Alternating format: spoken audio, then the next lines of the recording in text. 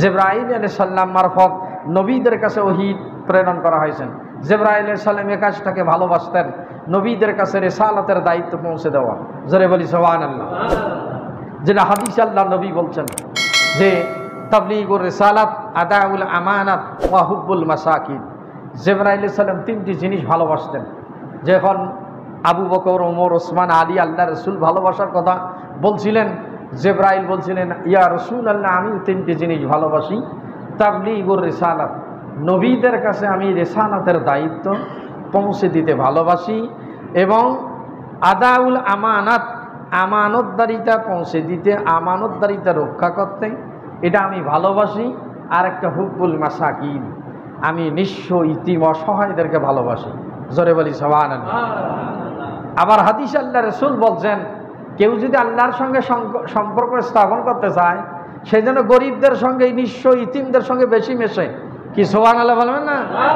হ্যাঁ, এখন আপনি খালি ধনীদের সঙ্গে পিছনে পিছনে ঘুরে বেড়ান, মর্যাদা বাড়বে। আল্লাহ নবী বলছেন তুমি যদি মর্যাদা বাড়াইতে চাও, অসহায় ইতিম নিঃস্বদের সঙ্গে বেশি সম্পর্ক রাখবে, তাদের সঙ্গে মিশবে।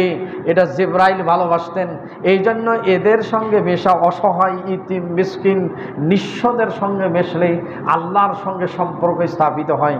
এটা রসুলের কথা। জিবরাইল ভালোবাসতেন হুব্বুল মাসাকিন, মিসকিনদেরকে ভালোবাসতেন। মিসকিন দেখলে ধাক্কা দিবেন না, তিরস্কার করবেন না, তাড়িয়ে দিবেন না, উপহাস করবেন না। আপনার তকদিরে কি আছে আপনি জানেন না। কি সুবহানাল্লাহ বলবেন না?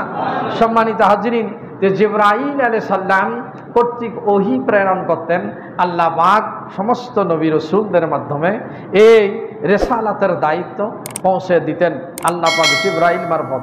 এই নবী রাসূলদের উপর বিশ্বাস আমাদের থাকতে হবে, তারা আল্লাহ প্রদত্ত। এবং নবী রাসূলদেরকে কিতাব দেওয়া হয়েছে মাত্র 8 জন নবীকে আল্লাহ রাব্বুল আলামিন কিতাব দিয়েছেন, আর বাকি নবীদেরকে আল্লাহ রাব্বুল আলামিন কিতাব দেননি। যারা কিতাব প্রাপ্ত নন তারা হচ্ছে শুধু নবী, আর যাদেরকে আল্লাহ রাব্বুল আলামিন আসমানি কিতাব দিয়েছেন, এই আসমানি কিতাব যারা পেয়েছেন তারা রসুল এবং নবী। এখানে প্রশ্ন হয় মাল ফারকু বাইনান নবী ওয়ার রসুল, নবী এবং রসুলের মধ্যে পার্থক্য কি? এই পার্থক্য নিরূপণের উত্তরে বলা হয় যে যারা কিতাব প্রাপ্ত তারা রসুল ও নবী, আর যারা কিতাব প্রাপ্ত নন তারা শুধু নবী। 8 জন নবীকে আল্লাহ রাব্বুল আলামিন আসমানি কিতাব দিয়েছেন, তাদের মধ্যে 4 জনকে আল্লাহ রাব্বুল আলামিন 4খানা বড় গ্রন্থ দিয়েছেন, যেটা জাবুরকে আল্লাহ বলছেন ওয়া আতাইনা দাউদা জাবুরা, আমি জাবুর কিতাব দান করেছি দাউদ আলাইহিস সালামকে। আবার আল্লাহ পাক সূরা ইমরানে বলছেন নাজ্জালা আলাইকাল কিতাবা বিল হাক্কি মুসাদ্দিকান লিমা বাইনা ইয়াদাইহি ওয়া আনজালাত তাওরাতা ওয়াল ইনজিল, আমি কিতাব অবতীর্ণ করেছি হে রাসূল আপনার উপর, এ কোরআন ধীরে ধীরে নাজ্জালা, আর আমি কি করেছি আনজালাত তাওরাত ওয়াল ইনজিল, তাওরাত এবং ইনজিল অবতীর্ণ করেছি সত্য সহকারে। এ তাওরাত কিতাব দান করেছিলেন আল্লাহ পাক হযরত মূসা কালিমুল্লাহর উপর, ইনজিল কিতাব দান করেছিলেন ঈসা রুহুল্লাহর উপর, আর কোরআনুল কারীম দিয়েছেন আল্লাহ রাব্বুল আলামিন শেষ নবী আখিরি পয়গম্বর মুহাম্মদ রাসূলুল্লাহর প্রতি। আল্লাহর নবী আখিরি পয়গম্বর শেষ নবী, তাকে তিনি কোরআন দান করেছেন। আর বাকি 4 জনকে আল্লাহ পাক সহিফা দান করেছিলেন।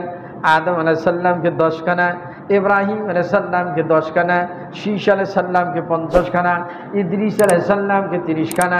এই 104খানা আসমানি কিতাব, সব কিতাবগুলোর উপর আপনাকে বিশ্বাস স্থাপন করতে হবে। শুধু কোরআনই যে আল্লাহর কিতাব তা নয়, অন্যান্য কিতাবগুলো আসমানি কিতাব, কিন্তু ওই কিতাবগুলো বর্তমানে সব বিকৃত হয়েছে, অরিজিনাল কোনো ভলিউম কপি নাই। এগুলো সব মন গড়া মানুষের রচিত কিতাব ঢুকানো হয়েছে। একমাত্র কোরআনের মধ্যে কোনো ভেজাল, মানুষের রচিত কোনো কিছু ঢুকাইতে পারেনি। জোরে বলি সুবহানাল্লাহ। আখিরি পয়গম্বর মুহাম্মদুর রাসূলুল্লাহ, তিনি এই কোরআন তিনি অবতীর্ণ তার উপর, এবং তিনি কোরআন প্রাপ্ত।